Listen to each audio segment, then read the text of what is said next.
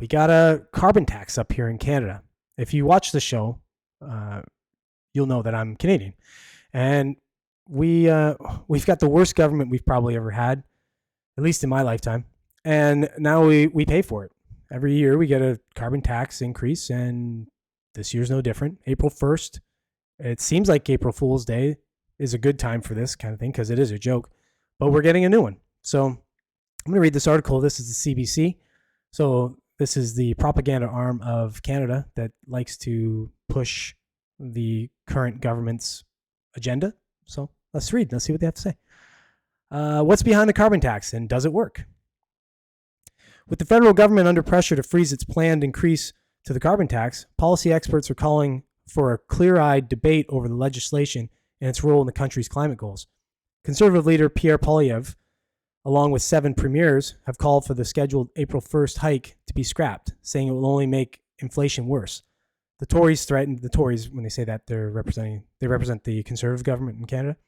The Tories threatened a non-confidence vote against the government over the issue, which failed on Thursday. Here's a look at how the policy is supposed to work and what extent it is effective. How much is the tax going up? So the carbon tax, also known as a price on carbon, came into effect at $20 per ton in 2019. It has steadily climbed in the years since and is scheduled to rise from $65 per ton to $80 on April 1st. It is scheduled to go up another $15 each year until 2030, when it reaches $170 a ton. The gradual increases are meant to act as a financial incentive for people and businesses to change their behavior to burn less fossil fuels and transition to greener forms of energy. For instance, a homeowner would be compelled to retrofit their home to save on heating, install a heat pump, or switch from a gas-powered vehicle to an electric, with the current grid that can't sustain all the electric cars. So that's a good idea. The current carbon price isn't high enough to have much of an effect on consumer behavior, but as the levy rises, the incentives to use less fossil fuels will grow, says Christopher Reagan, the director of the Max Bell School of Public Policy at McGill University.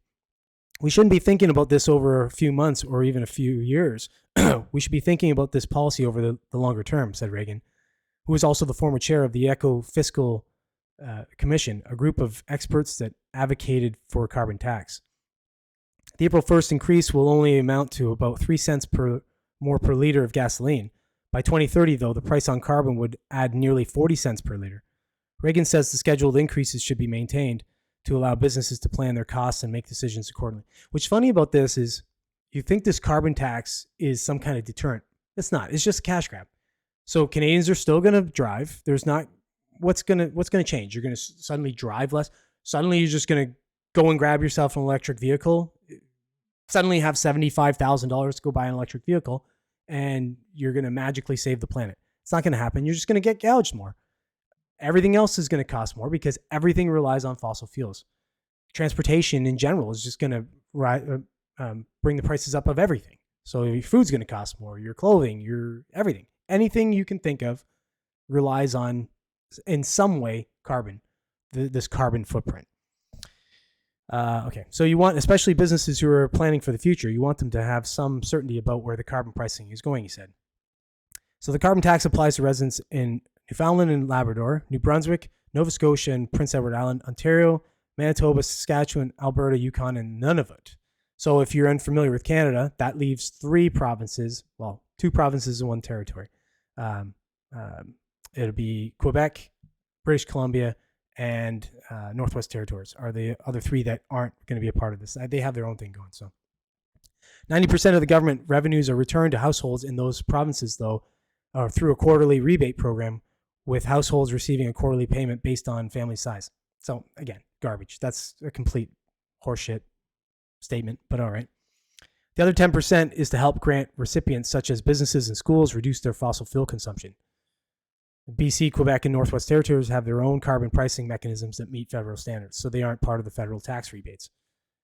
Okay, so does it reduce emissions? So research suggests putting a price on carbon can play a role, but it's only a small part of what's required to help Canada meet its climate targets. So again, so the cool thing is we represent in Canada roughly about 3% of the total world GDP, or the gross domestic product of the world, right? So basically our companies represent 3% of the global companies.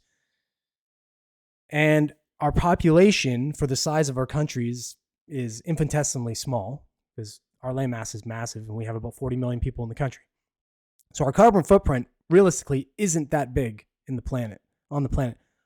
So anything they're doing this way isn't really going to help. It's just going to hurt people. It's just going to grab more money out of your pocket. So thanks, liberal government, because that's what they're up to. And watch out, you Americanos watching, because it's probably coming your way if and potentially when you reelect your current idiot government.